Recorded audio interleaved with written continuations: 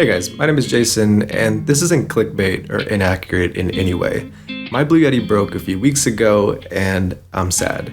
But I did want to make this video to keep you all up to speed and updated with what's going on with this mic, because I've said a lot of good things about this mic on the channel, and even beyond that, good things aside, I've done a lot of coverage, period. So all the people that are on my channel, trying to learn about this mic and figure out if it's the mic you should buy, I think it's important that these people understand what's going on with this situation and take that into account when they make their final purchase decision. So I'm going to explain that in this video, and then I'm going to round things out with, for the people that still want to buy the Yeti, some words of advice to make sure that your mic doesn't break like mine.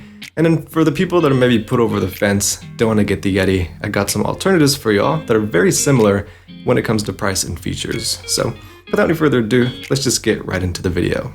So here's what happened to my Yeti.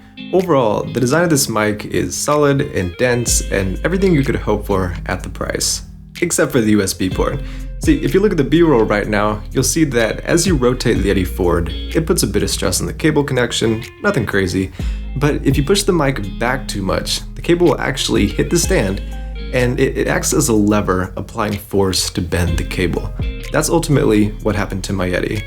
The thing is, it didn't just break the cable, because that would have been too bad, right? I could have just got another cable, but I tried that. I've tried other cables, I've tried completely different computers, reinstalling drivers, and I've come to the conclusion that there's definitely damage done to the female side of the cable that's inside of the mic. So obviously I can't plug it in and record with the mic, but I've also discovered that I can't even use the real-time monitoring with the headphone jack, because as I found out a little while ago, apparently that works over USB as well. So at the end of the day, I'm all around screwed. Now, this all begs the question, was it my fault? Look, I was never aggressive with this mic. Overall, I'm pretty gentle on tech, and with the Yeti, I never knocked it over, I never dropped it or anything like that.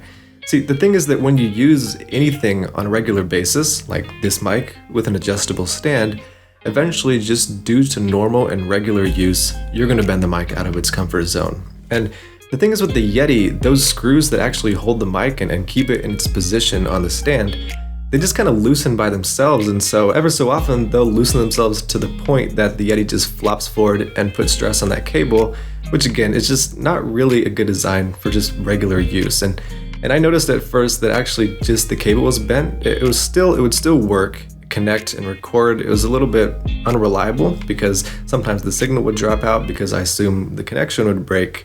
But eventually it did get to the point that the insides of the mic got messed up and not just the cable.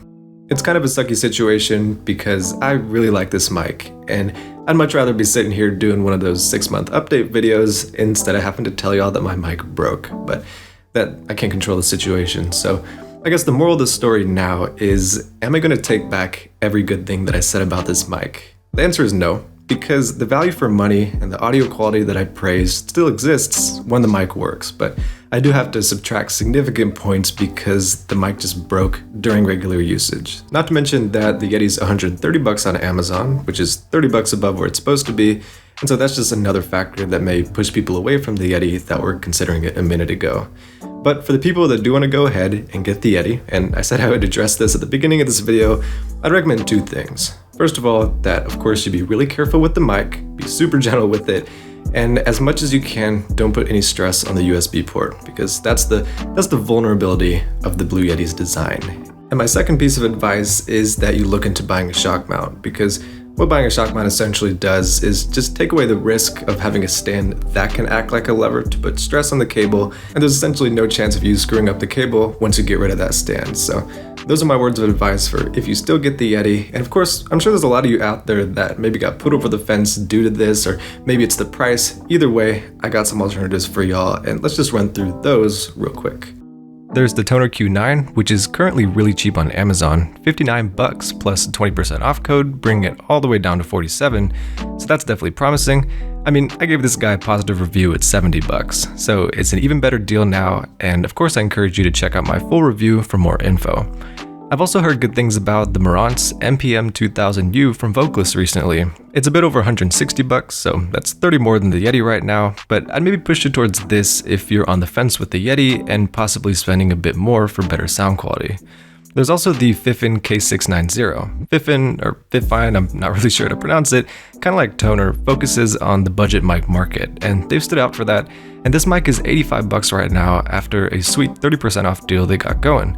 Last but not least, when it comes to my alternatives roundup, Movo sent me the UM800, an unreleased mic that, from my preliminary testing, is very similar to the Blue Yeti. Literally, the sound signature, design inspiration, even knobs and dials are super similar. I will say its USB port isn't that much better than the Yeti. I mean, at least the tightening screws don't loosen themselves, and there's not a part of the base that can put force on the plug, but if this one piques your interest, I'd encourage you to stay tuned because I'll have more content on this guy coming soon. But all these options will be linked down below for your convenience. At the end of the day, that is the situation with my Blue Yeti. I'm not particularly happy. I would be looking into the warranty or possibly fixing the mic myself, but it's an inconvenience even if I do get stuff worked out.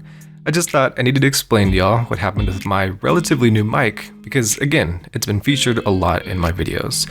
Also, make sure to check out my other audio-related videos. I got the whole suite: audio tech reviews, editing guides, audio comparisons, music tutorials, so I would appreciate your eyeballs on those videos. But besides that, I will catch you in the next one.